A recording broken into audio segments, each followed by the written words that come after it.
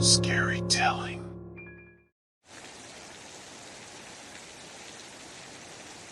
I had always dreamed of living in a secluded cabin in the woods, surrounded by nature and far away from the noise and chaos of the city. So when my boyfriend David suggested we move into his family's cabin, I jumped at the opportunity.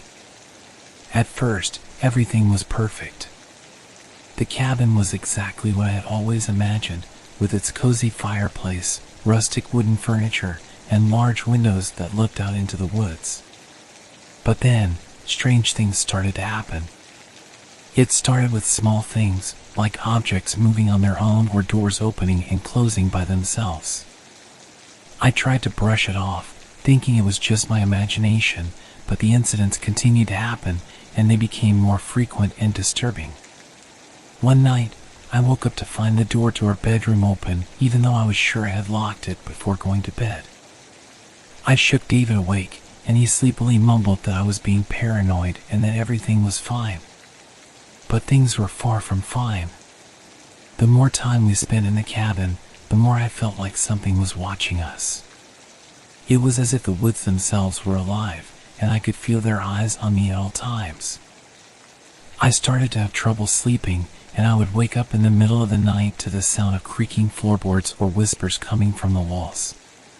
David didn't seem to notice anything was wrong, and I began to feel like I was losing my mind. I tried to distract myself by exploring the woods around the cabin during the day. It was beautiful, with tall trees reaching up to the sky and streams winding through the underbrush. But even in the daylight, I couldn't shake the feeling of being watched. As the days turned into weeks, the strange occurrences continued to escalate. I would find objects that had been moved or broken, and sometimes I would hear footsteps in the cabin when David was out running errands. I started to become more and more agitated, snapping at David over the smallest things and feeling like I was on the verge of a breakdown. But every time I tried to talk to him about what was happening, he would dismiss my concerns, telling me that I was imagining things or that I just needed to relax. But I knew something was wrong. I could feel it in my bones, and I was terrified of what might happen next. The cabin that had once felt like a dream come true was now turning into a nightmare, and I didn't know how much longer I could take it. The strange occurrences at the cabin continued to escalate, and I couldn't shake the feeling that we weren't alone. One day, as I was exploring the woods around the cabin, I stumbled upon an old graveyard that I had never seen before. The graveyard was overgrown with vines and weeds, and many of the graves were barely visible under the tangle of vegetation. As I walked around, I felt a sense of unease that was different from the fear I felt in the cabin. It was as if the graveyard was trying to tell me something. I came across a grave that looked like it had been recently disturbed. The dirt was still fresh, and there were marks on the ground as if someone had been digging. I felt a chill run down my spine as I realized that someone had been digging up the grave. Suddenly, I heard a faint whispering sound coming from the ground. At first, I thought it was just the wind, but then the whispers grew louder and more distinct. They sounded like they were coming from the grave itself. I was filled with terror as I watched in horror as a hand slowly emerged from the earth, followed by the body of a woman. The woman was dressed in a tattered white dress, and her hair was long and tangled. Her skin was gray and mottled, and her eyes were empty and staring. I stumbled backward, tripping over a root and falling onto the ground. The woman didn't move, but she continued to stare at me with her empty eyes. I scrambled to my feet and ran back to the cabin, my heart pounding in my chest. When I got back to the cabin, I was shaking with fear. David wasn't there, and I realized that I had left my phone back at the graveyard. I tried to calm myself down, telling myself that I had just imagined the whole thing, but I knew deep down that something was very wrong. As I waited for David to return, I heard whispers coming from the walls of the cabin. They were the same whispers that I had heard in the graveyard, and they seemed to be coming from all around me. I felt like I was going insane. When David finally returned, I tried to tell him what had happened, but he didn't believe me. He told me that I was just imagining things and that I needed to get some rest. But I couldn't rest, not with the whispers echoing in my head and the image of the woman rising from the grave burned into my mind. I knew that something was living in the woods around us, something that was ancient and malevolent. And I knew that it was only a matter of time before it came for us. As the days passed, I became increasingly paranoid and on edge. The whispers continued to haunt me, and I felt like I was being watched at all times. David still didn't believe me, and I began to feel like I was completely alone in my terror. I tried to leave the cabin several times, but I always seemed to get lost in the woods. It was as if the trees were shifting and moving, blocking my path and confusing my sense of direction. I would end up circling back to the cabin, feeling more hopeless and trapped than ever. At night, I would lie in bed and hear footsteps moving around the cabin. They were slow and deliberate, and they always seemed to be coming closer. I would try to wake David up, but he would just mumble in his sleep and roll over, oblivious to the danger that was lurking just outside our door. The whispers in the walls grew louder and more frenzied, and I started to feel like they were speaking directly to me. They would tell me things in a language that I couldn't understand, and I would feel a sense of dread wash over me. One day, while David was out, I heard a knock at the door. It was a soft, gentle knock, but it filled me with terror. I hesitated for a moment before slowly making my way to the door. When I opened it, there was no one there. But there was a chill in the air, and I could feel eyes on me from the darkness beyond the threshold. I slammed the door shut and locked it, feeling more alone and vulnerable than ever. The days blurred together, and I started to lose track of time. I stopped eating and sleeping, and my hair became tangled and unkempt. I felt like I was slowly unraveling, and I didn't know how to stop it. One night, as I was lying in bed, I heard a whisper that was louder than any of the others. It was a woman's voice, and it spoke to me in English. "Leave," it said. "Leave before it's too late." I sat up in bed, my heart pounding in my chest. I knew that I needed to listen to the voice, that I needed to get out of the cabin before it was too late. I packed a bag with a few essentials and headed for the door. But as I reached for the handle, I heard footsteps moving slowly and deliberately on the other side of the door.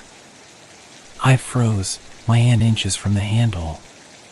The footsteps stopped, and I heard a low, guttural growl. I knew that whatever was on the other side of the door wasn't human.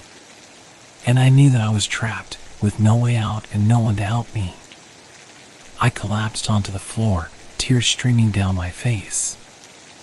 I knew that I was going to die in that cabin, alone and terrified. The whispers grew louder and more frenzied, and I knew that my time was running out. I lay on the floor of the cabin, my heart pounding in my chest as I listened to the slow, deliberate footsteps on the other side of the door. The whispers in the walls grew louder and more frenzied, and I knew that I was trapped with no way out. Suddenly, there was a loud crash as the door was kicked in. I scrambled to my feet, backing away from the dark figure that stepped into the cabin. It was David, but he was different. His eyes were black pits, and his skin was pale and waxy. He moved like an animal, his limbs contorting and shifting in impossible ways. I knew that whatever was inside him wasn't human. It was the same thing that had been haunting the woods around the cabin, the same thing that had been whispering to me in the night. David lunged at me, and I dodged to the side, barely avoiding his grasp. He moved with unnatural speed, his movements fluid and graceful. I tried to run, but he blocked my path, snarling and snapping his jaws like an animal. I could hear the whispers in his voice, and I knew that he was no longer himself. I backed into a corner, my heart racing as David closed in on me. I knew that I was going to die, that there was no way out. But then, something strange happened. the whispers that had been haunting me all along started to change. They grew softer and more soothing, and I felt a sense of calm wash over me. As I watched, David's form started to shift and change. His skin grew less pale, and his eyes regained their color. He stumbled backward, clutching his head and moaning in pain. And then, as suddenly as it had begun, it was over. David collapsed onto the ground, unconscious but alive. I didn't know what had just happened, but I knew that I needed to get out of the cabin before the thing that had possessed David came back. I grabbed my bag and ran out into the woods, not looking back. I stumbled and fell, scraping my hands and knees, but I didn't stop. I knew that I needed to get as far away from that cabin as possible. As I ran, I heard the whispers in the wind, but they were softer now, almost like a lullaby. I felt a sense of peace wash over me, and I knew that I was going to be okay. When I finally made it back to civilization, I called the police and told them what had happened. They searched the cabin but found no trace of the thing that had possessed David or the strange whispers that had haunted me. But I knew that they were real, that something had been living in the woods around that cabin for centuries. And I knew that it was still out there, waiting for its next victim. After I escaped the cabin, the police searched the area but found no trace of the thing that had possessed David or the strange whispers that had haunted me. They assumed that I had just had a mental breakdown and that there was nothing supernatural or malevolent in the woods. But I knew the truth. I knew that something was living in those woods, something that was ancient and malevolent. And I knew that it was only a matter of time before it came for someone else. I tried to move on with my life, but the memory of what had happened in that cabin haunted me every day. I couldn't sleep at night without feeling like something was watching me, and I would jump at every little sound. Years went by, and the cabin remained lost in the woods. The whispers continued to haunt those who dared to enter the area, and stories began to circulate about strange occurrences in the woods.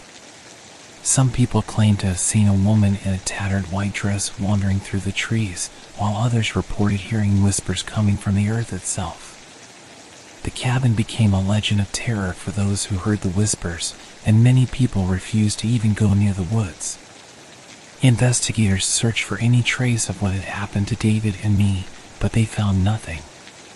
It was as if we had vanished into thin air, swallowed up by the darkness of the woods. Over time, the memory of what had happened in that cabin faded from the public consciousness, and the woods returned to their quiet, peaceful existence.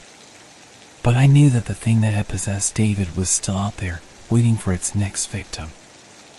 I never went back to those woods, but I could still hear the whispers in my dreams. They would tell me things that I couldn't understand, and I would wake up in a cold sweat, feeling like something was watching me from the darkness. Years later, I heard a story about a group of hikers who had gone into the woods and never returned. They had been searching for the lost cabin, drawn in by the whispers that they had heard. No one knew what had happened to them, but I knew the truth. They had been taken by the thing that was living in the woods, the same thing that had possessed David and haunted me for years. The cabin remained lost in the woods, but I knew that it was still out there, waiting for its next victim. And I knew that the whispers would never stop, calling out from the darkness, beckoning the unwary to their doom.